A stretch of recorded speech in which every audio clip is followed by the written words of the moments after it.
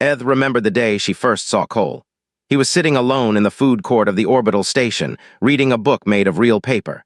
His fingers turned the pages so carefully, like he was afraid to hurt them. She had never seen anyone treat a simple object with such tenderness. That was 3 cycles ago. Now he was her husband. The people were known for many things. Their skin glowed with soft blue light when they felt strong emotions. Their bones were hollow and light. They could sense the feelings of others like a whisper in their minds, but they were not known for marrying humans. Her mother had warned her. Her father had begged her to think again.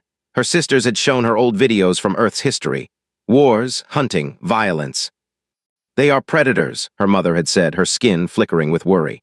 They evolved to kill. They chased animals until the animals died from exhaustion. They conquered their entire planet. Lyra, please choose someone safe.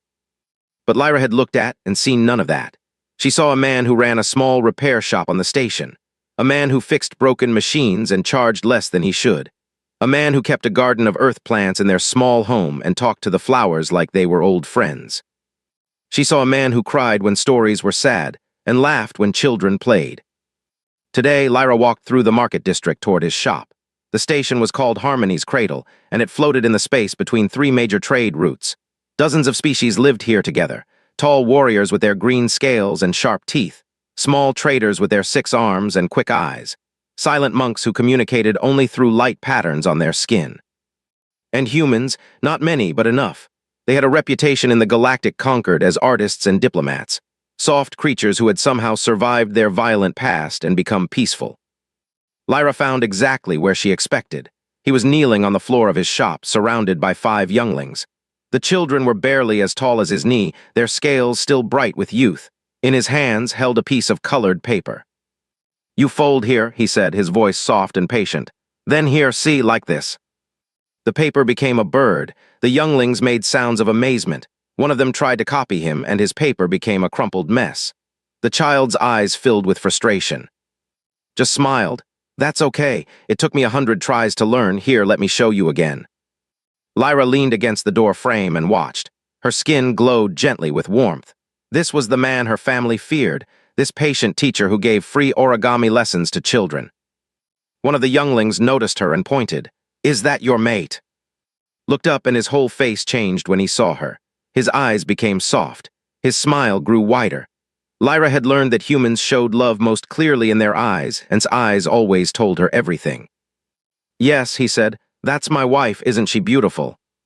The younglings made disgusted sounds, the way all children do when adults talk about love. They grabbed their paper birds and ran past Lyra, shouting thanks over their shoulders. Stood up slowly. He was tall for a human, with dark hair that was starting to show gray at the edges. His hands were rough from work, but they were always gentle when they touched her. "How was your day?" he asked, pulling her into a hug. "Better now," she said. They walked home together through the station's corridors, carried a bag of vegetables he had bought for dinner. He was planning to make something called pasta, which Lyra had learned to love even though did not usually eat Earth food. Their home was small but warm. Plants covered every surface, had built shelves near the windows where sunlight came through, and green things grew in every direction. He said it reminded him of Earth. He said the plants helped him feel calm. Lyra watched him cook. He moved around the kitchen with ease, chopping vegetables and stirring pots. He hummed a song she did not know. Sometimes he would taste something and make a face, then add more spices. She said, "Do you ever miss being on Earth?" He thought about this while he stirred. "Sometimes I miss the rain, I miss the sound of birds in the morning, but I found something better out here." "What?" He looked at her and smiled. "You." Her skin glowed bright blue. Even after 3 cycles, he could still make her feel like this. Later, they ate together at their small table, told her about his day. A merchant had brought him a broken translator device, and he had spent 4 hours fixing it. The merchant had tried to pay him double, but had refused. "It was a simple fix," he said. "I couldn't take extra money for simple work." This was who was. He once found a spider in their bathroom and spent 20 minutes carefully catching it and carrying it outside. He apologized to chairs when he bumped into them. He sent money to a charity that helped orphaned children on 3 different planets. Lyra's mother was wrong. There was no predator here, there was only kindness. After dinner, they sat together on their small couch, read his paper book while Lyra leaned against his shoulder. The station hummed quietly around them. Through the window, stars burned in the endless black. "I love you," she said. He kissed the top of her head. "I love you too, always."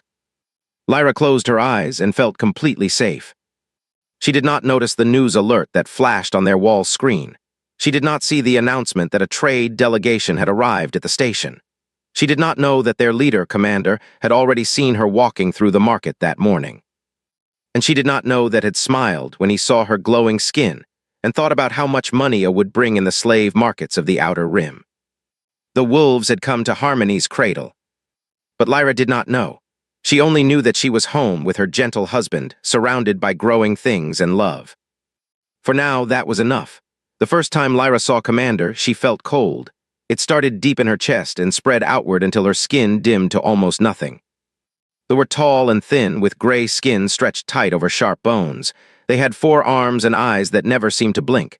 Their mouths were filled with needle-like teeth, but it was not his appearance that frightened her. It was the way he looked at her, like she was something to be bought and sold. He found her in the market 3 days after his ship arrived. She was buying fruit examining the purple spheres that he liked to eat for breakfast. When she looked up, was standing in front of her. He said, his voice was like metal scraping against stone. "I have not seen one of your kind in many years. Your people have become so rare." Lyra took a step back. "Excuse me, I need to go." "Of course." He moved aside, but his eyes followed her. "I am sure we will meet again. The station is not very big." She walked away quickly. Her heart was beating fast. She told herself she was being foolish. There were traders, nothing more. They had every right to be on the station. But the cold feeling did not go away. Over the next 2 weeks appeared everywhere. He was in the food court when she ate lunch. He was in the corridor outside shop. He was at the viewing deck where she liked to watch the stars. Each time he said something, small things, comments that seemed innocent but felt wrong. "What a lovely glow you have today. Your husband must make you very happy. Skin is so valuable. Artists pay fortunes for even small pieces. Did you know that? I wonder if your human knows how lucky he is. Humans are so weak, they could not protect something so precious." Lyra stopped going out alone. She stayed in the shop with or waited in their home, but even there she was not safe. Gifts began arriving at their door, rare crystals from distant planets, bottles of expensive wine, a note that said only, "Beautiful things deserve beautiful owners." Noticed her fear. Of course he noticed. After 3 cycles, he knew her better than anyone. "Lyra, what's wrong?" he asked one evening. "You've been so quiet lately." She wanted to tell him, but what could he do? Was gentle. He was kind. He fixed machines and made origami birds. What could he do against a commander with a crew of soldiers? "It's nothing," she said. "I'm just tired." He looked at her for a long moment. Something moved behind his eyes, but then it was gone. He smiled and kissed her cheek. "Okay, but you know you can tell me anything, right? Anything at all." "I know." But she did not tell him. The breaking point came at a station gathering. The governor had organized a celebration for the arrival of a new medical ship. Everyone was there, all the species of Harmonies cradled together in the main hall. Was across the room, talking to a group of mechanics. Lyra stood near the window, watching the stars. She did not see approach until he was right beside her. "Alone at last," he said. She tried to move away, but he blocked her path. His 4 arms created a wall around her without quite touching her. "I have been patient," said. "I have sent gifts, I have been polite, but my patience is ending, little light. Please leave me alone." "Leave you alone?" He laughed, a terrible sound. "With that human, he cannot give you what you deserve, he cannot protect you, he is nothing." One of his hands reached out and ran a single claw along her arm. In culture, this meant ownership, a claim. Lyra's skin went dark with fear. From across the room saw. For just a moment, something changed in his face. His eyes went flat and cold. His body became very still, like a machine that had stopped running. Then the moment passed, and he was walking toward them with a gentle smile. "There you are," he said, placing a soft hand on Lyra's shoulder. "I've been looking for you. Should we head home?" His eyes narrowed. "We were having a conversation." "I'm sure you were." His voice was calm, friendly even, "but my wife looks tired, you understand." He guided Lyra away before could respond. His hand on her shoulder was warm and steady, but she could feel something in him, something tight and controlled, like a spring pressed down and waiting. At home, made tea. He sat across from her at the kitchen table and asked her to tell him everything. His voice was soft, but there was something underneath it now, something she had never heard before. She told him about the meetings, the comments, the gifts, the way he looked at her. She showed him the bruise on her arm where the claw had pressed too hard. Listened without moving. He did not interrupt. When she finished, he was quiet for a long time. Then he took out a small notebook and began writing. "Tell me again," he said. "Every detail, every date, every word," he said. "What are you?" "Please, Lyra, it's important." She told him again. He wrote everything down in his careful handwriting. That night, Lyra woke up alone. The bed beside her was empty and cold. She found sitting in the dark living room, staring at his hands. He did not move when she entered. He did not seem to know she was there. He looked up. For a moment, his eyes were those of a stranger. Then he blinked, and her gentle husband returned. "Sorry," he said. "I couldn't sleep just thinking." "About what?" He smiled, but the smile did not reach his eyes. "Nothing important. Come back to bed." She took his hand and led him back to their room. But as she fell asleep, she noticed something. His body was completely relaxed. His breathing was slow and even, but his eyes stayed open in the dark, staring at the ceiling. Something had woken up inside Cole. Something old, something patient. Something that had been sleeping for a very long time, began to move with purpose. Lyra watched him over the next few days, and she saw a different man. He still smiled. He still cooked her dinner and tended his plants. He still spoke softly and moved gently. But underneath, something had changed. He had a focus now, sharp and clear like a blade hidden under silk. He visited station security on the first day. He was polite and patient like always. He sat in the waiting room for 2 hours without complaint. When they finally saw him, he handed them a folder of documents. 17 formal complaints, each one detailed and dated. Every encounter Lyra had with, every gift, every word. The security officer, attired with scars on his scales, looked through the papers and sighed. "I understand your concern, Mr. Cole, but they have not broken any laws. Speaking to someone is not a crime. Sending gifts is not a crime." "And following her?" asked, "and touching her without permission and threatening her. Do you have witnesses, recording?" "No." "Then there is nothing we can do." The officer handed back the folder. "I'm sorry, truly, but my hands are tied." Took the folder and nodded. "I understand, thank you for your time." He left the security office and went to his shop. But he did not start working. Instead, he sat at his desk and made a list of names. Other merchants who had dealt with the other species who had complained about's crew, anyone who might have information. He visited each one. He asked questions in his soft voice. He listened carefully. He wrote everything in his notebook. In the evenings, he sent messages to old contacts, people he had not spoken to in years. Lyra saw him typing late at night, his face lit by the screen's glow. When she asked who he was writing to, he smiled and said, "Old friends." She did not ask more questions. Part of her was afraid of the answers. On the 5th day, the escalated. Lyra was walking through a maintenance corridor, a shortcut she sometimes used to reach shop. The hallway was narrow and poorly lit. She was thinking about what to make for dinner when 2 shapes stepped out of the shadows. Soldiers, their gray skin seemed to absorb the weak light. Their needle teeth showed in cruel smiles. "The commander sends a message," the first one said. Lyra tried to run, but the second one grabbed her arm. His grip was like iron. She felt bones creak under the pressure. "His patience has ended," the soldier continued. "You will come with us now, willingly, or you will come with us later after we have finished with your human." "Please," Lyra whispered. Her skin had gone completely dark. "Please let me go. Last chance, little light. Accept the commander's protection or watch your husband die." They held her there for a long moment, letting the threat sink in. Then they released her and walked away, laughing. Lyra ran home. She could not stop shaking. Her arm throbbed where the soldier had grabbed her. When she looked down, she saw that her glowing skin had bruised purple and black. The pattern of fingers was clear. Was not home yet. She sat on the couch and tried to calm down. She would not tell him. She could not. If he tried to fight them, they would kill him. He was just a repair shop owner. He was gentle and kind. He had no chance against soldiers. The door opened, walked in carrying vegetables for dinner. He was humming softly like always. Then he saw her face and the humming stopped. "Lyra, it's nothing, I just..." He crossed the room in 3 quick steps. He knelt in front of her and took her hands. His eyes moved over her face, reading her fear like words on a page. Then his gaze dropped to her arm. He went still. It was the kind of stillness that predators have before they strike. Lyra had seen videos of Earth animals hunting, lions in tall grass, wolves at the edge of a forest. They had this same stillness, this same terrible patience.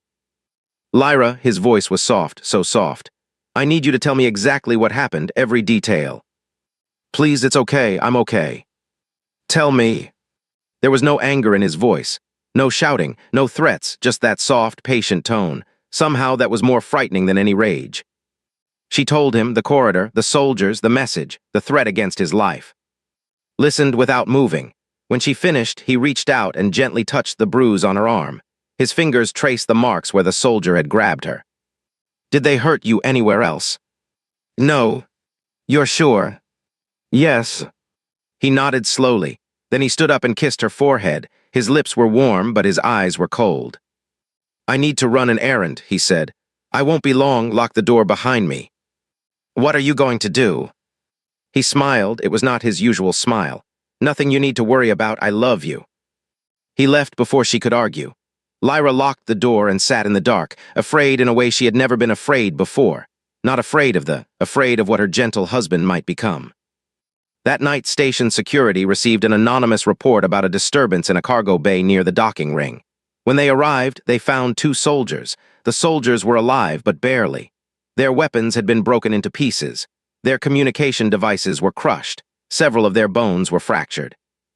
And on the wall, carved deep into the metal, was a message in the language. She is spoken for. This is your only warning.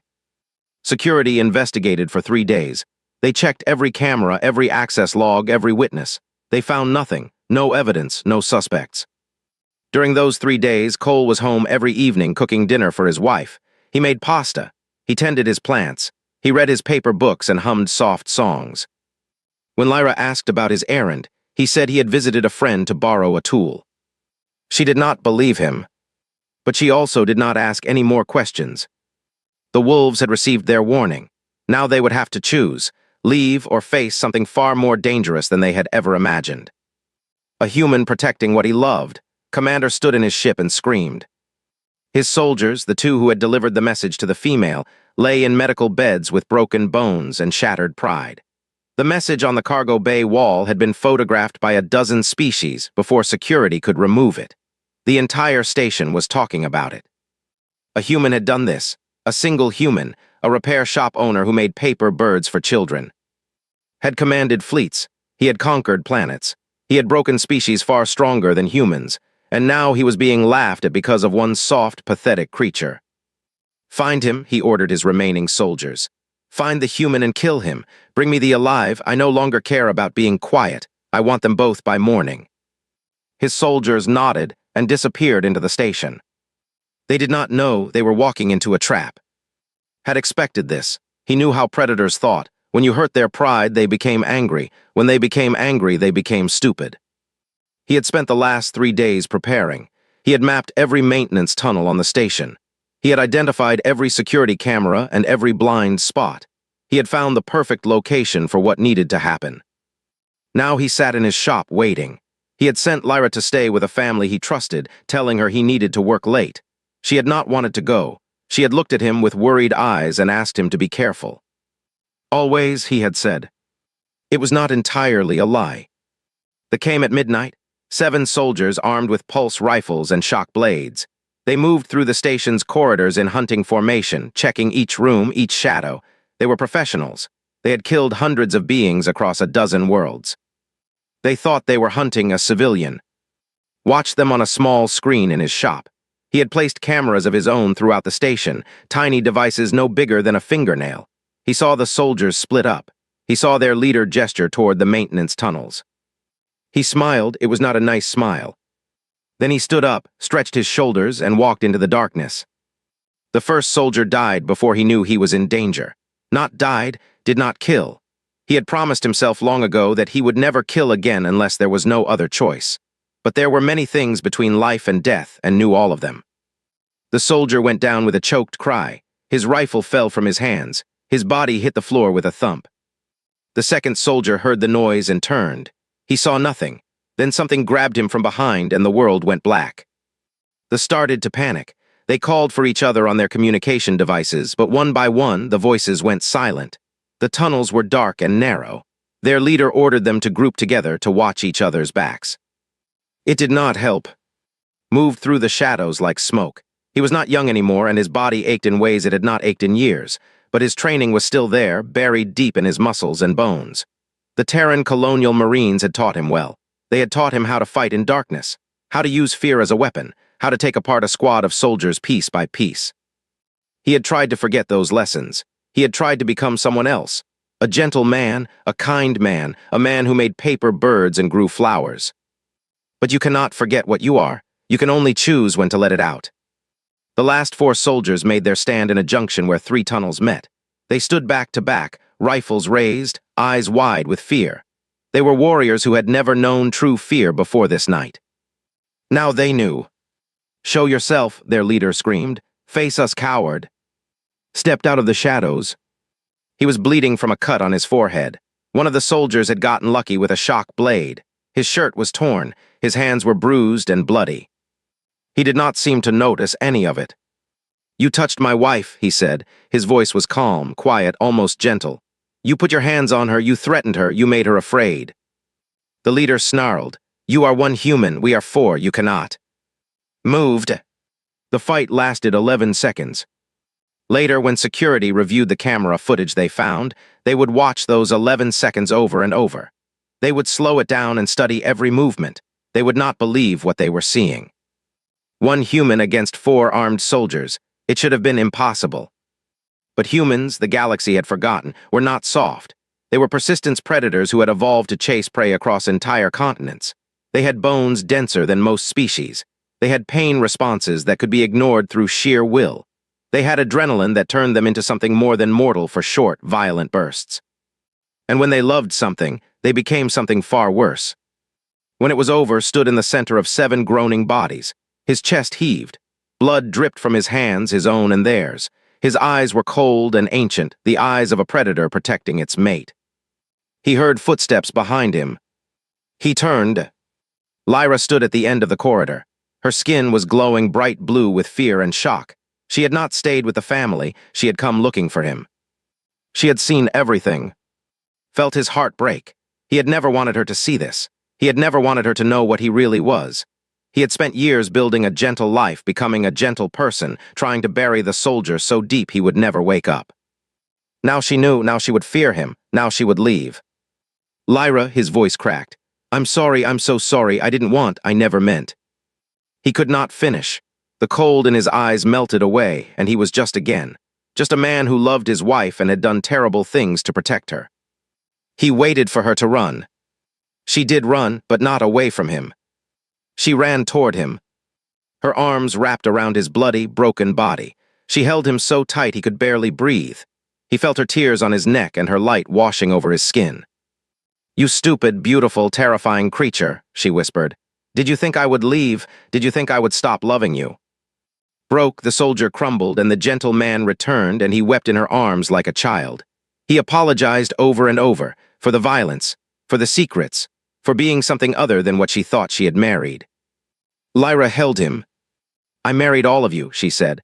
"The man who makes paper birds, the man who talks to flowers, and this man too, the one who would fight 7 soldiers to keep me safe." She pulled back and looked into his eyes. "You are exactly what my mother warned me about," she said, "and I have never loved you more."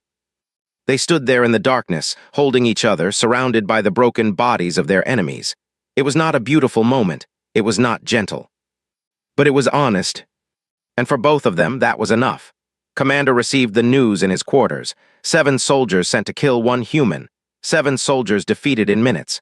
His entire ground team broken and bleeding in station security holding cells. His hands shook as he read the report, not with fear, with rage. He was finished with games, finished with patience, finished with this station and everyone on it. He walked to his bridge and gave an order that would change everything. "Power up the weapons, target the station sector where the human lives. If I cannot have the, no one will." His officers hesitated. "Commander, there are thousands of beings in that sector. The galactic conquered will." "The conquered is weak. They will do nothing. Now follow my orders." The fleet began to move. 3 warships, each one capable of destroying half the station with a single shot. They turned their weapons toward Harmony's cradle, toward the homes of innocent families, toward and Lyra and everyone they knew. But had made a mistake. He had forgotten that the human had spent 3 days sending messages. He had forgotten about old friends. Had served in the Terran Colonial Marines for 15 years before he retired. He had fought in the border wars against pirates and slavers. He had served under commanders who never forgot their soldiers, and besides soldiers who never forgot each other. When those old friends received his messages, they did not hesitate. Calls were made, reports were filed, evidence was gathered.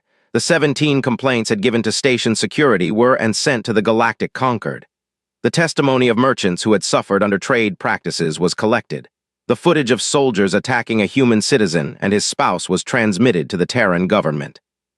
And the Terran Navy, which protected all human citizens across the galaxy, began to move.